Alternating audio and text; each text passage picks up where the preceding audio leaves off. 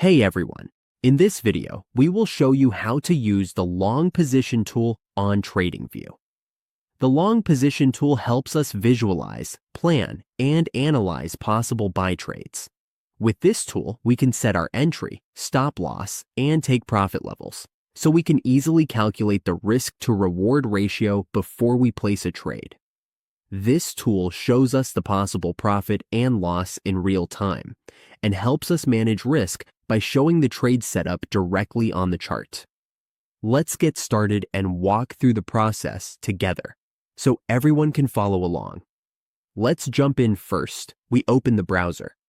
Next, we go to tradingview.com. Once we are on the page, we make sure our account is logged in. After logging into our account, we go to the product. We use this super chat as an example. Once we are on the page, we see a chart. To find the long position tool, look to the left side of the page, find and click on it. Click the long position tool. Now, let's pick a chart as an example for the long position. For example, this is the long position tool. The green area shows the possible profit, while the red area shows the possible loss. This box helps us check if the possible profit is at least 2 or 3 times the risk, so we can aim for a 2:1 or 3:1 ratio. It also shows important details like the entry price, stop loss, take profit, and projected profit and loss.